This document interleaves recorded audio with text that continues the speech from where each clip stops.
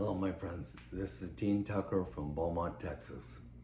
I have something very important to share that I got excited about during the presidential debate this past week. The question was asked, what would you do about the opioid crisis in this nation? Whereas 100,000 people are dying every year. And neither of the candidates had any good answer at all.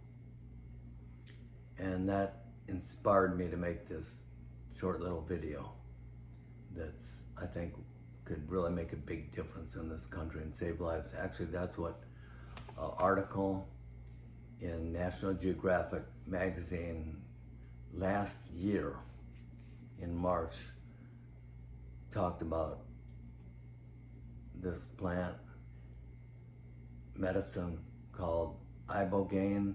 It's from the tree in Africa called Iboga.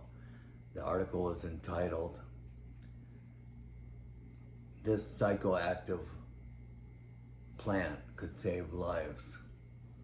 And there's been a lot of buzz about this. It's been exploding the last couple of years, few years, about the use of this for helping addictions. And that's what I wanted to talk about. We know about this plant because of a man named Howard Latzoff. In 1962, he went to a friend's apartment in New York and he was interested in these psychoactive plants. He tried this herb. What he noticed was when the effects wore off, what he noticed, he's walking home and he said, "Oh my God, I have no desire for heroin." He'd been addicted to heroin for 6 months and had no withdrawals. He said, "This is an amazing, one of the greatest discoveries ever. I'm probably be on the cover of Time magazine." But he learned quickly that there was a lot of resistance to this information. And so one of the first things he did was get 6 of his friends that he knew were addicted to heroin, and 5 of them had the same results as he did. They got off the heroin with no withdrawals and no desire to have it. And then he proceeded to work toward getting a patent. It took him about 22 years, and the government officially recognized that this does work for addictions by awarding him this patent. And so there hasn't been much research on it. Dr. Deborah Mash in 1993 did a study at the Miami University of Medicine, and FDA approved study. She was allowed to report if it harmed people. She couldn't say if it helped people according to the rules of the study, but she did find that it didn't harm people, and she was able to report it helped a lot of people for cocaine dependent volunteers. So they said, really, you can't do any more studies. So she went to the Caribbean islands and did a study there with 300 cocaine dependent individuals with remarkable results. But it wasn't FDA approved, but she was able to do it there. And so I became very excited about these psychoactive medicines from joining a church, and Christian church out of Brazil called the Church of Santa Daime. They use a tea called ayahuasca, and it really it changed my life dramatically. So I'm happy to talk about these kind of healing products.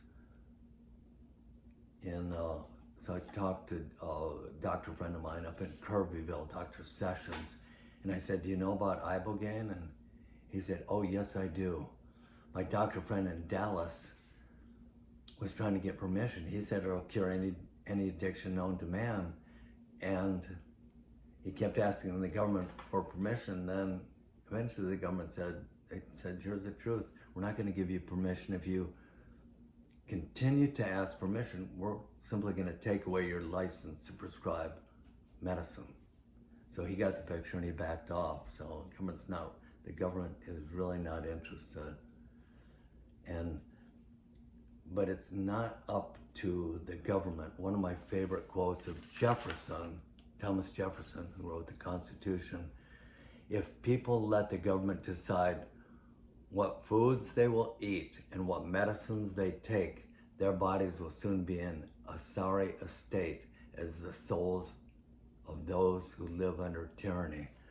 There are several countries that support the use of Ibogain therapy.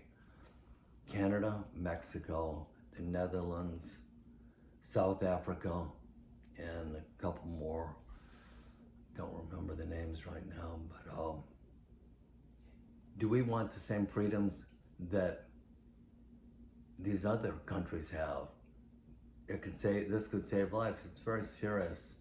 There's an explosion of these type of medicines, of psychedelic medicines, that's been happening in the last couple of years. I listened to a show on NPR yesterday that was amazing how this is exploding. So let's give attention to this, start to do some research on the Ibogain and some of these other medicines. Ayahuasca is amazing. And all these things are, here's the funny thing, not funny, but the truth. They're non-addictive. They're highly therapeutic, and they're remarkably safe. That's why the government claims they have authority, because they claim it's harmful, and there's no need for anybody to use these because they have no medical value, and they claim they're addictive. Nobody's addicted. Nobody's addictive. They're not easy. They're challenging. But anyway, I could talk about this a long time, but hey, let's rock and roll. Let's make things happen. Thank you for listening. Goodbye. I have a lot more to say.